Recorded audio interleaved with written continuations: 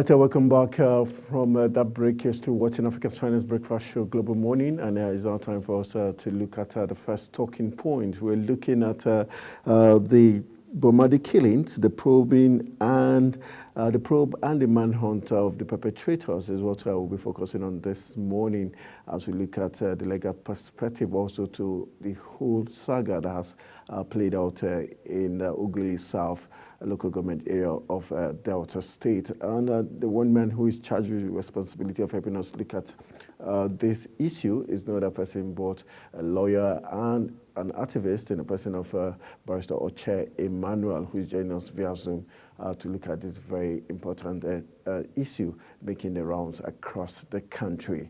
All right, good morning, Oche Emmanuel. Nice to have you join us. For joining you late.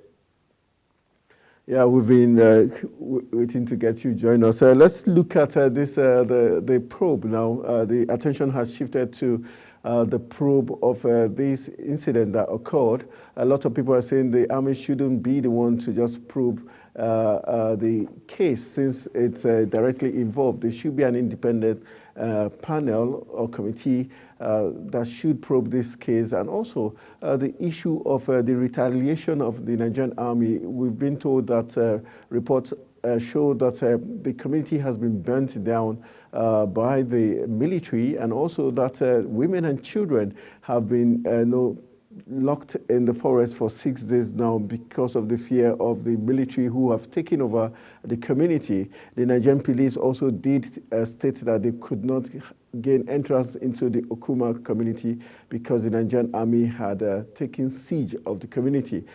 From the legal perspective, do you think the Nigerian army is reaching overboard by infringing on the rights of the innocent women and children by getting them locked in the forest for 6 days and not allowing the Nigerian police gain access into where the incident occurred? Well, first of all, let me commiserate with the Nigerian army and Nigerian military rather for the dastardly act and the audacity of Okuma people or the neighboring community at Tolaga also in Bomadi local government. It is a very unfortunate incident. Don't forget that those officers and men who were murdered in that peacekeeping mission have parents, they have children, they also have wives, and they have blood running through their veins. There is no justification for killing of anybody, especially when it is the military on the front line. It is a very sad commentary on the level our security has reduced to. Having said that, the rules of engagement are clear, and I think the military will follow it. But such audacity must not be left uncountered. Because the military is about our last hope now, since the politicians have almost infiltrated into our judiciary, save for what the government is trying to do now to rejig their salary and up their ante. The military is also one of our last resorts. You cannot rely on the police for internal security or even territorial security. Now the military that have been the bastion of this security and defense have been attacked. That should not be condoned at all by anybody, regardless of how highly placed you are or how sentimental or sensitive you are to this matter. Now, coming to the issue of whether independent probe or the military should not be involved in the probe. Why won't the military be involved in the probe? Their men are the ones that are worst hit here. They have to be involved. They have to know the culpability. They have to know the complicity. They have to know who played what role and what punishment should be meted on such person. How do you bring independent probe to an action that has involved the lives of officers and men of the military? They have to be directly involved in such probe. That does not stop any independent probe panel from going on with their own probe. One of the reasons, Oche Emmanuel, can you hear me?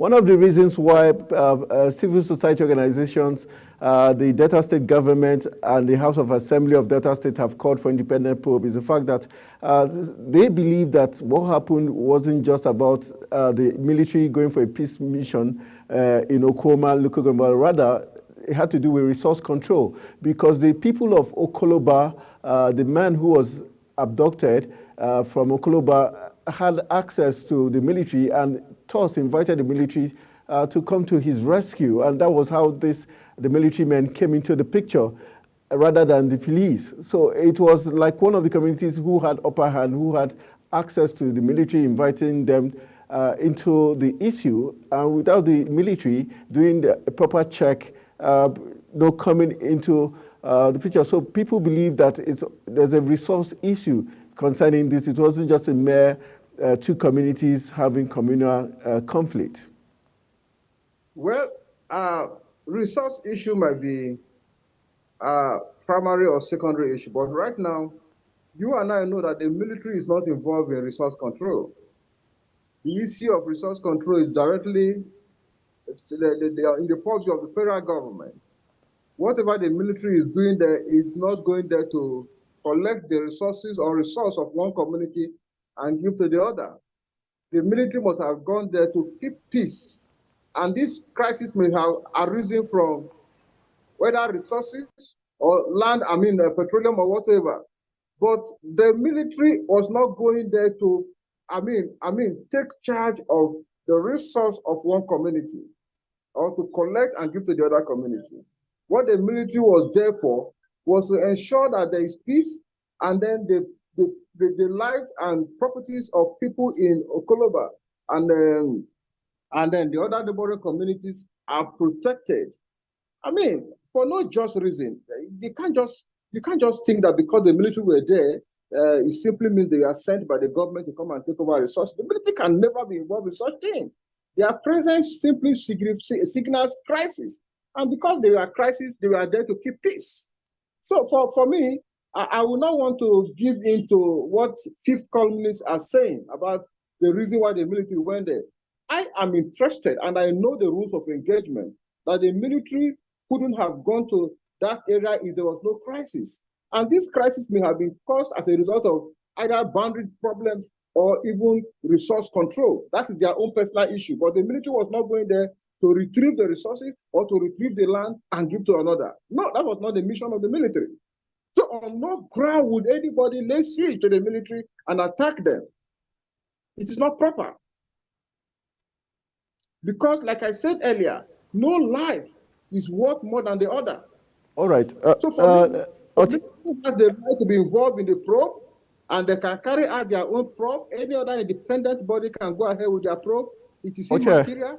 The military, hasn't the military show some sense of partiality when it comes to their own persons? They take actions, they become very volatile, aggressive, and determined to resolve or get the perpetrators. But when civilians are killed, murdered every day, especially looking at insurgents, how come we don't see this kind of zeal in the military to get revenge for the Nigerian people that they ought to protect? Why don't we see this kind of, commitment in fighting the Boko Harams, the insurgency?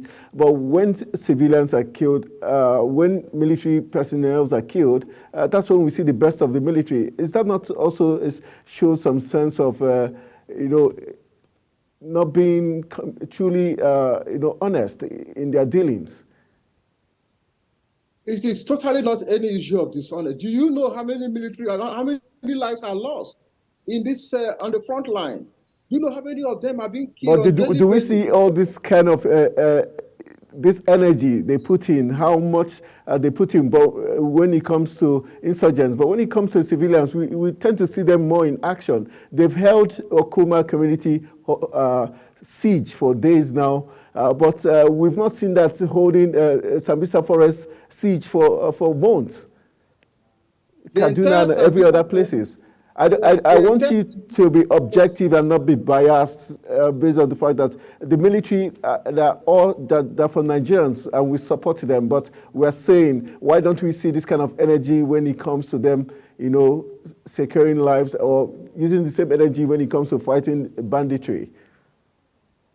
Well, you are saying this because you have not been following the track of what they are doing at the front line. They are doing even much more to ensure that those who are causing pains and loss of life to other innocent Nigerians are also nipped in their bud. Now, how many are the military in Nigeria? They're less than 400,000, protecting well over 200 million people. So, if we cannot protect them and they are protecting us, whatever affects them should concern the entire Nigeria. Now, these are people who have staked their lives to be in the forest, to be at the war front, to be at all areas of unrest, just to protect you and I, not for their own protection. And then for a little opportunity we have, we are inflicting collateral damage on them. Why do you expect them to keep quiet? How many are they? They're just a handful compared to the population of Nigeria. If we can do this to them, then it automatically means we do not have regard for what they are doing to the society. We do not have regard for the protection they are providing for the country. And this is very wrong for any Nigerian to feel that they are being partial and they are being protective of their own. That sort of feeling is wrong. It's embarrassing because you don't take somebody who has signed his life to protect you. You don't kill him and expect him not to talk. It is very wrong. What happened in Oklahoma is condemnable. It is not be tolerated. The military, they are lucky that this is not President Obasanjo's time. They would have had their fingers all beaten off. They tried it in Odi. They got what they wanted. They tried it in Kasinala. Obasanjo gave them what they wanted. Today, they have done it, and it appears as if the military are turning their. In fact, they are very civil in handling this matter because of the rules of engagement. And I'm sure that they will come out in protection of their own. Look, there is nothing to say about justifying the killing of these people. They are actually the reason why some of us can sleep and close our eyes and wake up the next day. Let's look at. The people would have been totally on the flukes.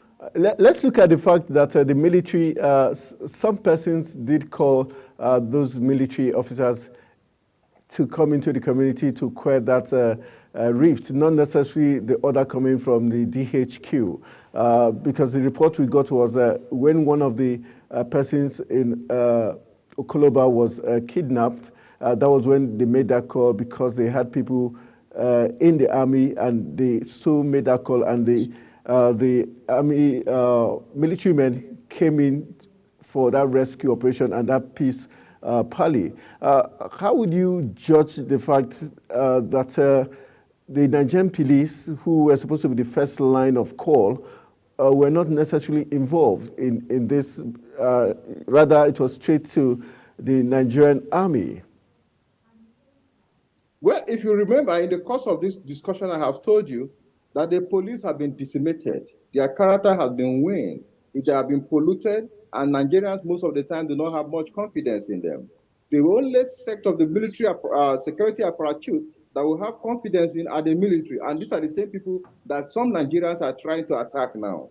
So that they did not call the police is expected because we know what the police have been turned to in this country.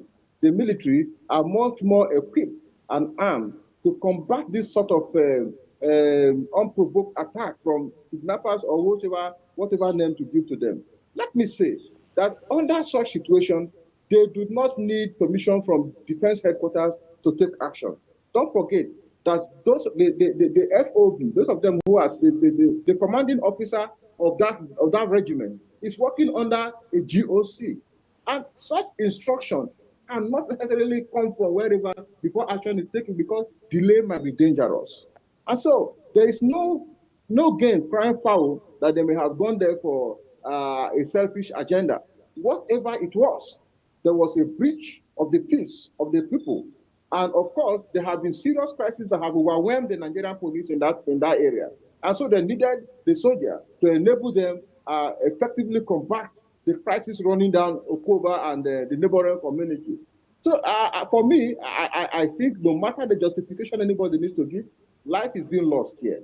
And Nigerian government cannot take this lightly. If they take it lying low, the morale of the Nigerian military will be dampened. And you can imagine what that means. It's going to be a very terrible thing. Once the top rank of the security is dampened, once their morale is reduced to nothing, I tell you, my brother, that we might be heading towards a banana republic. All right, let's look at the manhunt for the perpetrators now, and probably the prosecution.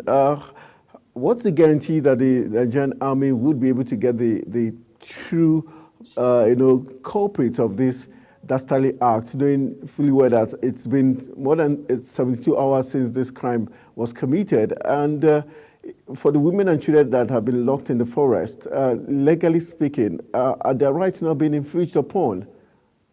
Let me tell you, when national security is under threat, like what has happened there, don't forget that those military men are not just John, Emmanuel, or Tony. They are representative of the federal government. They were killed in line of action. They were killed in their uniform. When national security is in danger, human rights takes the second stage. That is the decision of our in Asare Dakubo versus the Federal Republic of Nigeria. So nobody should be talking about their rights, their human rights, or whatever. They are not. They couldn't have contemplated the kind of implication of what they have done if they did not know that killing a soldier will result in this kind of anguish, pains, and reaction. For the military getting the perpetrators, the culprit, they will get them. I'm happy that even the chief of defense staff, while briefing the National Assembly yesterday, said that one of the major suspects have been apprehended, and about 3 of them totally, and have been brought to the military headquarters. They will get all of them, because this affects them directly. And if the morale of this set of professionals in our country is attacked, then it signals doom, serious danger for all of us. All right, on the final note, let's look at what's the guarantee. I asked the question, what's the guarantee they're going to get the right persons? And do you think, legally speaking, there could be any legal tussle somewhere along the line between the state government, the Nigerian military, as to say, I cannot hear you, please. As to be sure that it is the right people that have been arrested, and for the children and women of the innocent people in that community, legally speaking, can there be a soft landing or protection for them? I cannot hear you. I cannot hear you. I said, legally speaking, could there be any form of protection for the innocent women and children in that community?